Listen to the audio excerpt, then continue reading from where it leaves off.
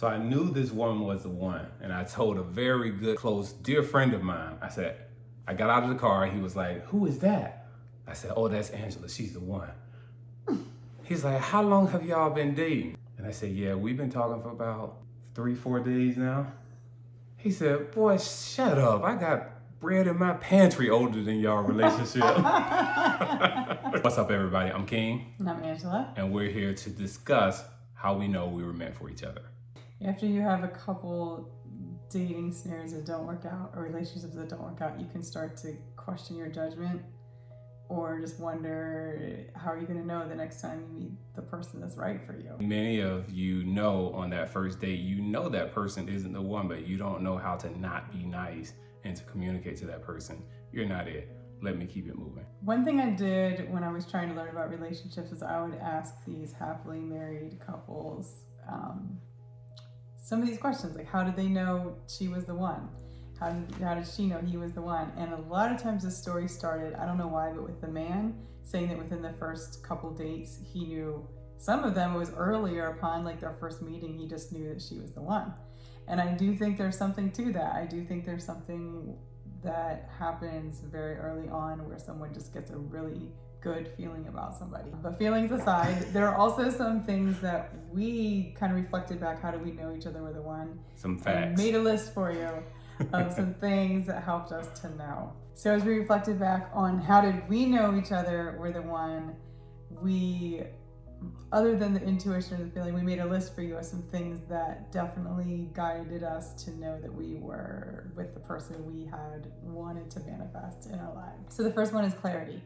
In our Dating Sucks video, I talked about how I made a list of all the things that I wanted, and they weren't superficial things like his height or what kind of car he would drive or anything like that. It was qualities, like I knew I wanted a man who was strong and gentle, both. I wanted a man who was confident and humble, both.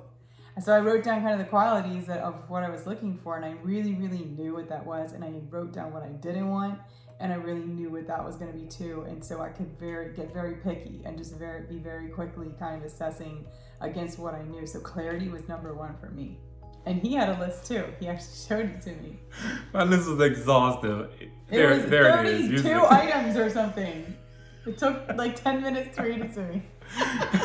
I just knew I wasn't going to be able to find, I didn't even think I would be able to find this woman in the United States anywhere. I was like, she's definitely going to be 4. Well, I have an exotic look, so you got a part of it. And my list was a little long, a little lengthy, a little exhaustive, but it was very specific, right? I think when you're on a quest, when you're looking for something or someone, you don't just take the first thing that comes along. You're talking about can cook, can be classy, a person that doesn't have a lot of attitude, a person that is cultured, a person that is patient, the things that I need, a person that is into working out and fitness. Mm-hmm. Some things we compromise along the way just because they fine. Oh, he's so low. She fine. He fine. I can deal with the rest. That's right. No, you can't. It'll come back to bite you. Number 2, how I knew this guy was the one is effort. I'm somebody that I'll do things wholeheartedly. I'll put a lot of effort in, and I was looking for someone who would match my efforts. And when you invest that effort, you don't even know if you're gonna get payback. Right. You don't know if it's gonna pay off. Mm-hmm. It's much like if you're buying a stock or you're putting money on a stock, you don't know. The market is unpredictable, and so are these men and women. They are unpredictable. Mm-hmm. What I really liked about her and her level of effort is she was very attentive. Some things that I would talk about, I wasn't even aware that she would be attentive to that level. She would repeat those things or bring those things back to my memory like days later, weeks later. You were actually listening. As far as effort, he always made an effort to call, to text. Later in our dating relationship, he made a lot of efforts to see me on a very regular basis. So that putting that level of effort into me really was what I wanted, and I was able to reciprocate at the same level. So it was a very mutual feeling. I think a lot of relationships get in trouble when one person feels like they're putting all the effort in. It's not a good feeling. Yeah, it's like you're pulling both people's wagon. That load, it just gets heavy. It's like somebody tell you, here, hold this book. And you hold that book for a minute, it's fine. But if you have to hold that book for an hour in the same position, that's gonna be some trouble. Mm-hmm.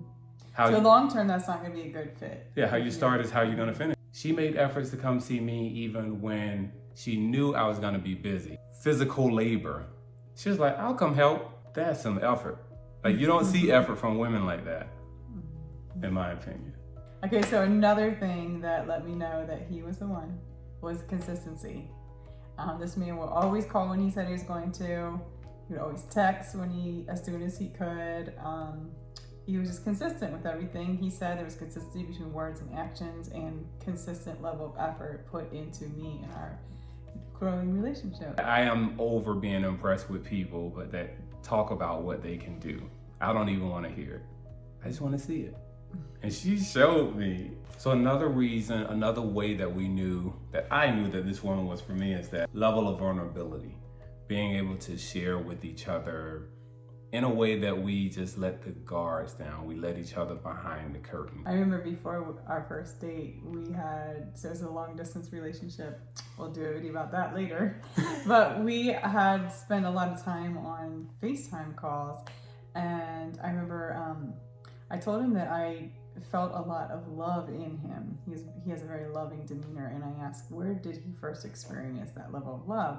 And he starts to tell me about his grandmother, and and she had passed away 2 years previously, and while he was telling me about her, he just took a moment to compose himself, and I saw a tear come from his eye, and that to me showed me that he was willing to be vulnerable with me and transparent and open his heart to me.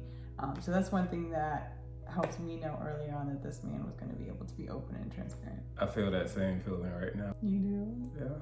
I'm just trying to hold it in. It feels like you're caressing my heart, there's a level of assurity there that it's okay. Here's another reason why we know we were meant for each other, is how we repair after we have, let's call it high-level discussions. High-level discussions. I call it disconnection. But it's when we're fighting. It's not a fight, it's a high-level discussion. High-level discussion. For me, I think you can't really tell if a relationship is great or how a person is until you have that first conflict. And it's how do each of you handle yourselves and each other, and then how do you get back to a place of love afterwards? And to have that comfort level, first of all, to know that when you're having these high-level discussions that you're assured that you're still in this. Nobody's going anywhere. Nobody's threatening to leave. Nobody's like, oh, if this happened one more time, I'm out the door. I remember our first, what would you say, high-level discussion. It wasn't even really a high-level discussion. I was just really hurt. It was a natural course of questioning that happens in a developing relationship. We were sitting down at this nice restaurant in Vegas. Caesar's Palace. Yeah, and we were having a dessert, 2 desserts, and we had a lovely evening, and he told me that he wanted to be exclusive with me, and that just was it felt amazing to hear, and I appreciated him leading that conversation and giving that level of clarity. Because as a man, you should lead that conversation. Yes, I thought that was very mature, and I really respected that, and I was like, wow, I said, so are you off all the dating apps? And then he paused and he said, no. A knife went through my heart. I was crushed. So I was like, he just said he wants to be exclusive, and he still has he's out there on his profile, I had been off my profile, probably a week or two, probably a day after I met you. So I felt a little bit, I don't know why, but betrayed, or I just felt really hurt by that. And I remember I was trying not to cry, and I just said, I'm not upset, I understand. But it seems there's a little bit of disparity between what you said and what your actions are. And I'm a little bit hurt by that. Mm-hmm. And he just looked me in the eyes and he said, I'm so sorry. He's I can see how you would feel that way. I'm not active on there. He was very reassuring the way he didn't get defensive, he didn't get mad. He didn't respond in any other way except with care and compassion. And then I didn't even ask him to get off the apps, because I don't think that's something you can ask. I think that's something that a person needs to do when they're ready. So I wasn't even asking for that, but he came to me, I think it was a day later, and told me that he had deleted all of his accounts. Yeah. So it was to see how quickly he wanted to move back to a place of love and what he was willing to do to get us there, that showed me wow, this man is really willing, like he's someone that we can have a disagreement and come back to a place in love. And I would say ever, like the whole course of our relationship, anytime that we've been in a hard spot or just really not connecting and just having bad energy between us, like we will always come back to a place of love. Here's the last reason. It's not the only reason, but it's the last one of this video of how I knew that this woman was made for me and meant to be for me. You're the one designed for me. Did I mess it up? Yeah, you were a little pitchy. Lifestyle compatibility. Like, if your lifestyles aren't compatible, that's a wrap. You just hang it up. The fact that she is a mother, a single parent, I'm a father, single parent, and to understand that we both have priorities and care and feeding of our kids, knowing that that's important to us and that we're understanding in that level. Number two, life goals and ambitions that are highly aligned. And also our fitness and active lifestyle is a huge part of who we are and what we do, how we want to journey throughout the rest of our lives. I've been in the place of going to the gym, being in a relationship, or even my previous marriage, being in that place where a person says, "You've been going to the gym for 2 hours, what you doing?" Right? It takes time to get in the car, to go to the gym, to warm up, if you're doing it right, to exercise for a solid hour, to cool down, and to drive back home. Now, if you would get your lazy behind up off the couch and go do something, maybe you would understand. So for all of y'all out there dating, that you're the active one and the other person is not so active and they're all in your ear complaining, probably not a good lifestyle match. Compatibility is huge. Lifestyle. I remember I had dated someone who refused to eat home cooked meals and only ate like McDonald's and Pizza Hut and things from a convenience store, like that are in bags or packs. And that just, it sounds petty, but think how much that affects your lifestyle. Anytime you want to go to a restaurant, I couldn't go to like a nice, healthy, high quality restaurant because he wouldn't eat anything. He just wanted to go to Pizza Hut, and I am not trying to eat pizza all the time. How's Pizza Hut gonna work at 65 years Yeah, old? and I like to cook, and I like to make like healthy, delicious meals. It just would, like when you think about how you eat multiple times a day, and you're gonna spend your life with a person who can't, like you're just never gonna have connection. Anytime you want to go eat anywhere, even in your own home, and it's just something that like maybe it sounds petty, but that is a compatibility issue that I think some people overlook, things like that. And like if one of you is an extrovert, one of you is an introvert, and one of you likes to stay in the house all the time, and one of you wants to go out and be social, you can make that work, but you're going to struggle a lot. I've seen couples who like that's a major issue where over time there's resentment there because they're just not the two desires are just so incompatible with each other. So one person's always compromising for the other. The other one's dragging themselves out of the house to try to appease their partner. The other one's staying home half bored when they really want to go out to appease their partner. And you just kind of build up resentment if you don't work through that. There's a fine line between doing it to kind of be supportive and being submissive versus it turning into a chore. And over time, when someone's compromising the things they value the most, it's going to turn into resentment. Yeah. So lifestyle compatibility is huge, and you should be selective. This is someone you're going to spend your life with, and you want to make sure you align in a way that you can do that joyously. The rest of your life is a long time. And you'll change, right? Like we change as we grow, but if you're with somebody who can change with you. Yeah. So I hope these tips help when you're out there and you're looking and you're wondering if the person's right for you or not. Take into account some of these things. Are your lifestyles compatible? Can you see this being a great blend and alignment with who you are naturally, not having to change so much? And don't get blinded by the booty. Do not, I'm telling you, like it happens to people. You will sit here, you will get into this relationship and you know that this person isn't right for you, and then you're some kind of way locked into this relationship that you know isn't uniquely compatible.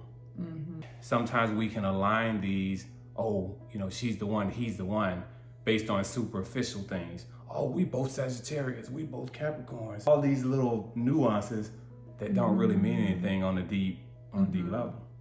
I'll say another blocker to finding the one is chemistry. Sometimes you might have really great chemistry with someone and people are like, oh, our chemistry is amazing. Because we're drinking. Not even that, but like, yeah, you're gonna have chemistry with a lot of people. That doesn't mean they're the one for you. If they don't check the other boxes, if there's not effort there, if there's not consistency, if they're not clarity, interest in you, vulnerability, if their lifestyle isn't compatible, you can have the best chemistry in the world, and unfortunately, it's not going to lead you to a happy, long-lasting, stable relationship. Yeah. So if you like this video, please do subscribe to this channel, comment below, send this to someone that you know is trying to find out if they are aligned with their person in this relationship. And we would also like to know if you're in a committed relationship, how do you know your person was the one? Drop it below. We want to hear from you. And if you're in a relationship and you're not sure if they're the one, use this as some check marks. Are they consistent? Do they put effort into you? Are you clear about what you want and do they match that? Are your lifestyles compatible? Are they vulnerable with you? Kind of use this to go through, and that's how you'll know if they're the one. Exactly. This is your template. Use us. We're here to be used as a resource. Subscribe to the channel. That's our currency. We're here to support, educate, and uplift positive, beautiful, vibrant relationships. Okay, so keep healing, keep loving, and hold hope. Until next time. So the first one is clarity. I think. Wait, take a pause. Oh. What?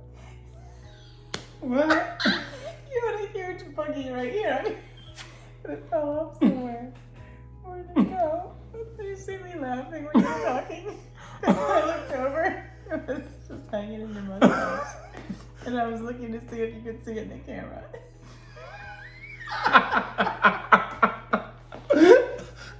It went somewhere. Hopefully not on me. Oh, it's right there. Where? Anything on my nose? No, it came out. You're good now. I want to know where it went so I can show you. It was a whopper. A whopper. Where did that come from? I just felt it. Let's do it over. No, we're good. No, do it over for real.